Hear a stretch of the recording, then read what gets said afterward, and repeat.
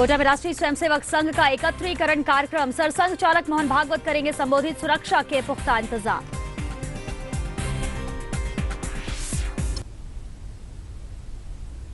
Break के बाद आपका स्वागत है। राष्ट्रीय स्वयंसेवक संघ का आज कोटा में स्वयंसेवक एकत्रीकरण कार्यक्रम चल रहा है। उमेश सिंह स्टेडियम में हो रहे इस कार्यक्रम के मुख्य वक्ता संघ प्रमुख मोहन भागवत हैं। इस कार्यक्रम को लेकर उमेश सिंह स्टेडियम भी सुरक्षा घेरे में है। जिला कलेक्टर ने कार्यक्रम में बड़ी तादाद में जुटने वाले स्वयंसेवकों और संघ पदाधिकारियों को देखते हुए कार्यपालक मजिस्ट्रेट भी नियुक्त किए हैं।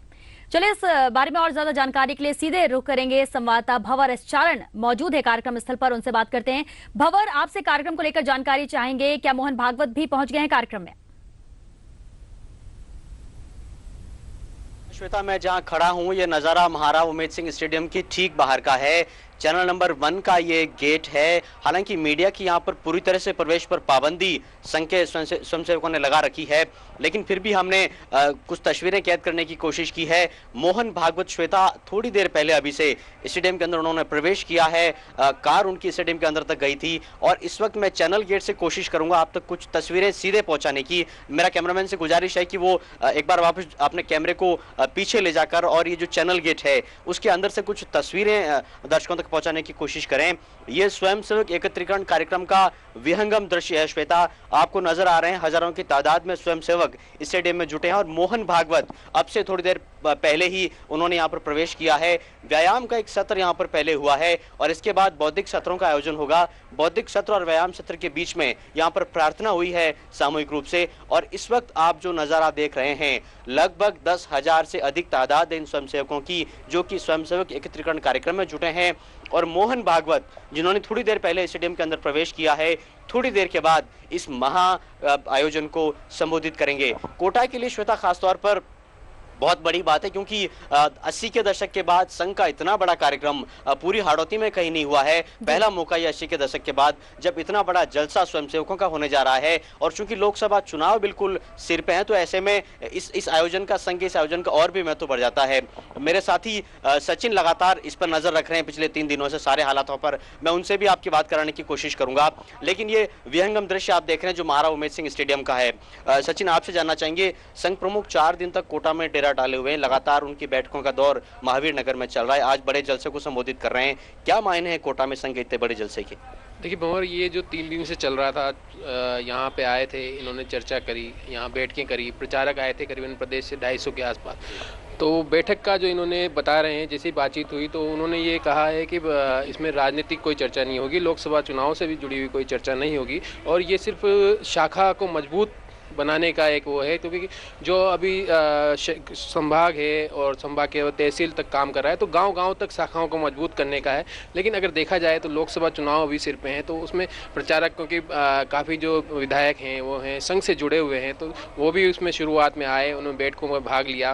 बैठकों में भाग लेने के बाद उनसे भी संभाविक उस पर चर्चा हुई है, तो कहीं न कहीं लोकसभा चुनाव से भी कुछ न कुछ चर्चाएँ हुई होगी और इसमें जो है जो शाखा का जो फायदा मिलेगा वो संभाविक रूप से बीजेपी को मिल सकता है। इसमें तो आरएसएस को सांगठनिक मजबूती देने की कवायद से इस पूरे दौरे को जोड़कर देखा जा रहा है श्वेता, लेकिन लगातार संघ के लोग और भाजपा के लोग भी, क्योंकि पहले दिन जब यहाँ पर संघ प्रमुख ने बैठकें करी थी महावीर नगर में, तो वहां पर भाजपा के कई मंत्री भी जुटे थे, आधा दर्जन विधायक भी यहाँ पे मौजूद थे। सभी ने एक स्वर में इनकार किया कि हमारा राजनीति से कोई लेना देना नहीं है, लेकिन चूंकि लोकसभा चुनाव बिल्कुल सिर पे है, इसीलिए संघ के इस पूरे जमावड़े को लोकसभा चुनाव से ही जोड़कर देखा जा रहा है। कुछ स्वयंसेवक भी हमारे साथ हैं, हम उनसे भी आपकी बात कराने की कोशिश करेंगे जो यहाँ पर लगातार इंतजाम संभाल रहे हैं, व्यवस्थाएं संभाल रहे हैं।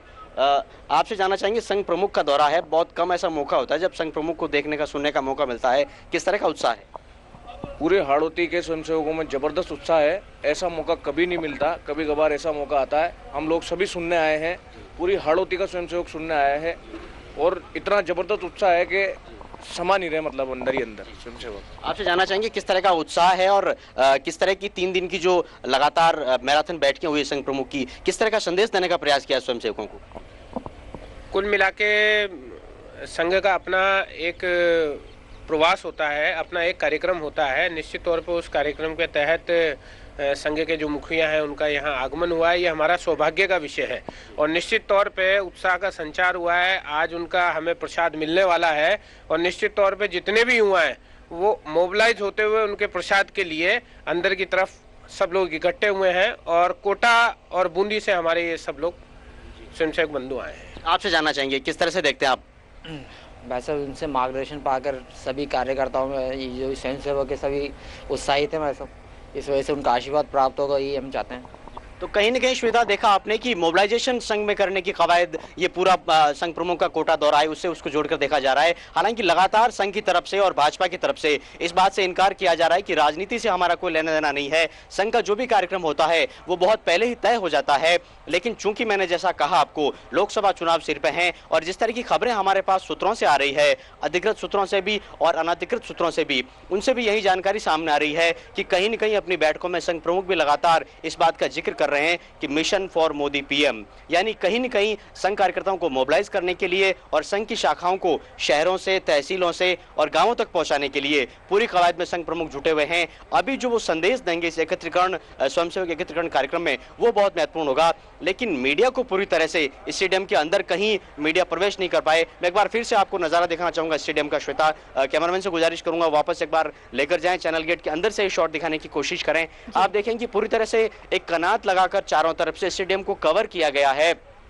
जो गेट्स हैं जितने 4-5 स्टेडियम के, सब पे रक्षक तैनात है, स्वयंसेवक रक्षक, एक अलग दल बनाया गया है और पूरी तरह से मीडिया के लिए नो एंट्री संघ के इस कार्यक्रम में रखी गई है। हमारे तक हल्की हल्की सी आवाज जरूर पहुंच रही है जो वहां पर इस वक्त भाषण के कार्यक्रम चल रहे हैं, लेकिन साफ कुछ भी सुनने में नहीं आ रहा है और कनात तान के और चारों तरफ से कवर स्टेडियम को किया गया है। तो कहीं न कहीं पूरी तरह से गुप्त रखा जा रहा है इस बैठक को, बैठक के एजेंडे को और बैठक के संदेश को। लेकिन जो जानकारी छन के आ रही है कि कहीं न कहीं संघ प्रमुख फीडबैक लेना चाह रहे हैं, संघ के कार्यक्रमों का फीडबैक लेना चाह रहे हैं और लोकसभा चुनाव को लेकर संघ के कार्यकर्ता को मोबिलाइज करने की कोशिश कर रहे हैं, उसको रिचार्ज करने की कोशिश कर रहे हैं। अब ये देखने वाली बात होगी कि कितना असर उनका ये दौरा डाल पाता है। लेकिन ये तो तय बात है कि 10,000 स्वयंसेवकों का जुटने का ये मौका कोटा में दुर्लभ है और दशकों बाद इस तरह का मौका आरएसएस के स्वयंसेवकों के लिए और प्रचारकों के लिए कोटा में देखने को मिला है। एक और जानकारी मैं आप तक पहुंचाना चाहूंगा, इस वक्त स्टेडियम के अंदर जो 10,000 से अधिक तादाद में स्वयंसेवक मौजूद हैं, सभी अनिवार्य रूप से संघ की गणवेश में है। सफेद कमीज और निकर यही संघ की पारंपरिक गणवेश है, अनिवार्य गणवेश है, उसी में सबको अंदर प्रवेश मिला है। और आज कोटा में भयंकर शीतलहर है, कड़ाके की ठंड है, तो ऐसे में स्वयंसेवकों की सर्दी भी कड़ी परीक्षा ले रही है। भाजपा विधायक ओम बिरला भी अंदर मौजूद है पारंपरिक गणवेश में, वरिष्ठ भाजपा के नेता रघुवीर सिंह कौशल भी पहुंचे हैं, शहर के प्रवक्ता योगेंद्र गुप्ता भी मौजूद हैं। इसके अलावा भी संगठन से जुड़े भाजपा के कई लोग और संघ के दर्जनों जो आनुषंगिक संगठन है उनके भी प्रतिनिधि इस वक्त मौजूद हैं और थोड़ी देर के बाद यहां पर मोहन भागवत का संबोधन होगा। जी श्वेता।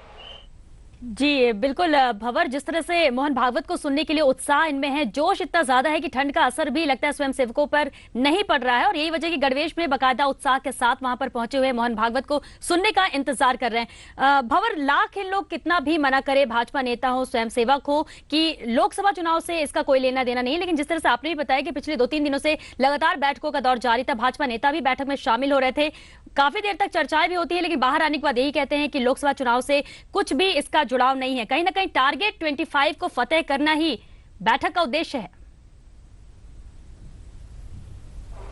जी हाँ श्वेता, बिल्कुल ठीक कह रहे हैं आप। और संघ प्रमुख के जो भाषण हुए हैं और उनकी जो जानकारी सूत्रों के मार्फत हमें मिली है, उन्होंने कहा है कि देश के हालात बहुत खराब हैं और ऐसे हालातों को ठीक करने में संघ की भूमिका बहुत महत्वपूर्ण हो जाती है। उन्होंने शाखाओं पे, जो संघ की शाखाएं हैं उन पे कंसंट्रेट करने के लिए कार्यकर्ताओं को कहा है, स्वयंसेवकों को कहा है और ये कहा है कि व्यक्ति निर्माण से ही समाज का निर्माण होगा और कहीं न कहीं राजनीति भी जो है श्वेता, वो समाज का ही एक अंग है, समाज का ही हिस्सा है। तो व्यक्ति निर्माण, समाज निर्माण और राष्ट्र निर्माण, कहीं न कहीं जो टारगेट 25 है राजस्थान के लिहाज से और देश के लिहाज से नरेंद्र मोदी को प्रधानमंत्री बनाने का जो अभियान है भाजपा का, ऐसा लगता है कि कहीं न कहीं संघ ने भी इस अभियान को अपने हाथ में ले रखा है। और मैं जैसा कि आपको बता रहा था श्वेता कि कोटा में तो 3-4 दशक के बाद ये मौका आया है जब इतनी बड़ी तादाद में 10-15 हजार की तादाद में स्वयंसेवक जुटे हैं और खुद सरसंघ चालक उनको अभी संबोधित करने वाले हैं। वैसे भी हाड़ौती जो है श्वेता, वो संघ का बहुत पुराना गढ़ रहा है। लाल कृष्ण आडवाणी यहाँ के मंडावरा गाँव में प्रचारक के तौर पर काम कर चुके हैं।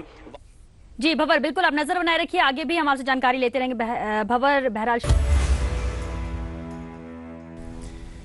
ब्रेक के बाद स्वागत है आप सभी का। ब्रेक पर जाने से पहले हम आपको खबर बता रहे थे, कोटा में राष्ट्रीय स्वयंसेवक संघ का एकत्रीकरण कार्यक्रम महाराव उमेद सिंह स्टेडियम में आयोजित किया जा रहा है। क्या कुछ हलचलें अब तक वहां पर रही है, जानकारी के लिए सीधे चलेंगे कोटा मौजूद है हमारे संवाददाता भंवर एस चारण। भंवर, क्या तस्वीरें वहां से, क्या कुछ हुआ है अब तक?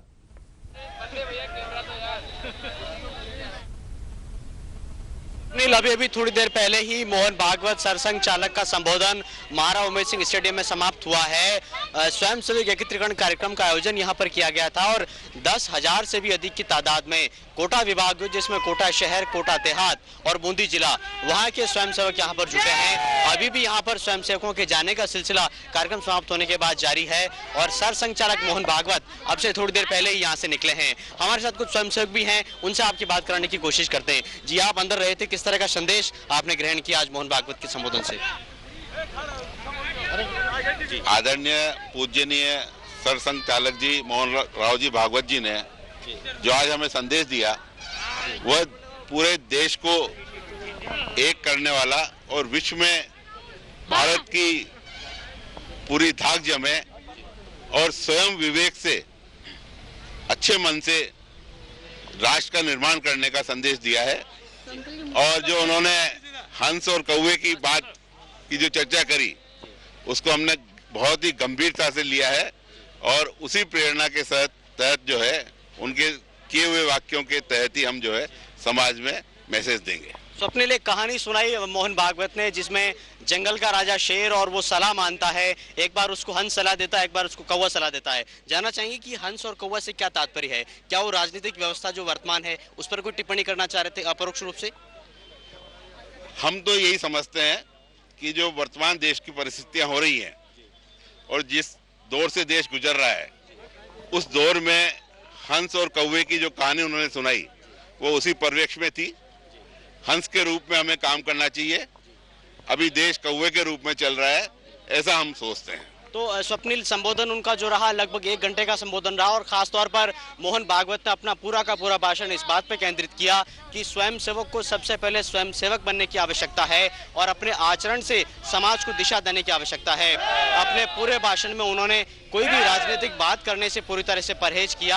हालांकि संकेतों में उन्होंने ये जरूर कहा कि आज देश के हालात बहुत खराब है, लेकिन राष्ट्रीय स्वयंसेवक संघ की शाखा में या फिर उसके कार्यक्रम में देश के हालातों को लेकर किसी को गाली दी जाए या फिर किसी पर दोषारोपण किया जाए, इस तरह की चर्चा हम कतई नहीं करते हैं। एक खास तौर पे उन्होंने जिस बात का जिक्र किया स्वप्निल, वो मैं जरूर आपके साथ शेयर करना चाहूंगा। उन्होंने संघ के इतिहास पे प्रकाश डाला, कहा कि लगभग 9 दशक पुराना यानी 88 साल पुराना संघ का इतिहास है और इस दौरान खूब झंझावात आए, खूब तरह की परिस्थितियां आई, लेकिन संघ आज भी अटल है।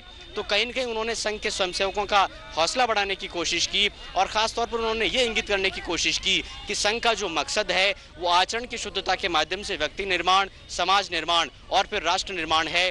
भारत भक्ति की बात उन्होंने कई बार अपने भाषण के दौरान कही और कहा कि एक उत्तम संगठन ही भारत का भाग्योदय कर सकता है। तो हम कह सकते हैं कि उनका जो पूरा भाषण है वो कहीं न कहीं सिद्धांतों पर केंद्रित रहा। कहीं कि उन्होंने अपने भाषण के दौरान समाज निर्माण के माध्यम से राष्ट्र निर्माण की बात कहने की कोशिश की।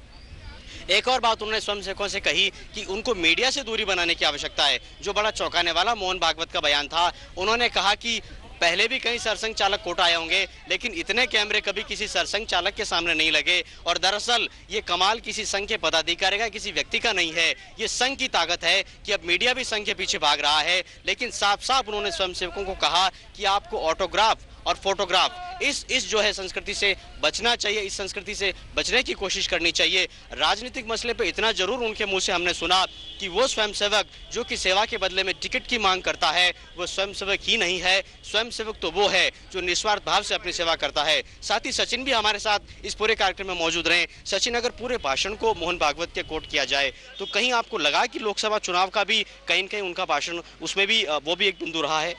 देखिए भंवर, ये जो पूरा भाषण सुना जाए तो उसमें ये है कि स्वयंसेवकों को इन्होंने संबोधित किया और उसमें जो एक कहानी उन्होंने हंस, कौवा और शेर की सुनाई, तो अगर वो उसको अगर गौर से दिखा जाए तो उसमें अगर राजनीतिक बिंदु से देखा जाए तो हंस को जो है ये मोदी के उससे इंट्रोड्यूस कर सकते हैं। आप कौवा जो है वो आप कह सकते हैं कि इसको राहुल गांधी का वो कह सकते हैं। तो इस तरह से अगर द्विअर्थी भाषा में जो पूरा भाषण रहा संबोधन में, स्वयं सेवकों को जो उन्होंने कहना चाहता कि भाई आप जाके जो आपके आसपास के जो है मोहल्ले में और उसमें प्रचार करें, तो प्रचार से जो है जिससे मजबूती मिलेगी, संघ को भी मजबूती मिलेगी, सामुदायिक रूप से जो है आने वाले लोकसभा चुनाव में उसमें भी इसका फायदा मिलेगा।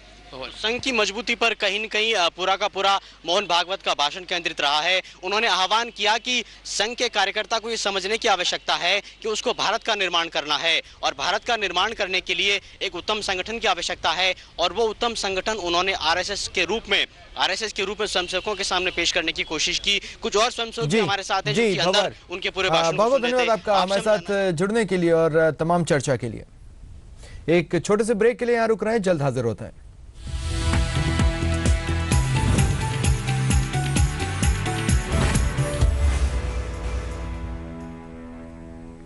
ब्रेक के बाद आपका स्वागत है। कोटा में राष्ट्रीय स्वयंसेवक संघ का एकत्रीकरण कार्यक्रम महाराव उमेद सिंह स्टेडियम में आयोजित किया गया।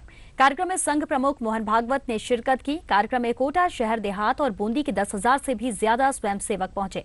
कार्यक्रम के पहले सत्र में स्वयंसेवकों ने व्यायाम प्रदर्शन किया। आरएसएस के स्वयंसेवक एकत्रीकरण कार्यक्रम में सरसंघ चालक मोहन भागवत मुख्य वक्ता रहे।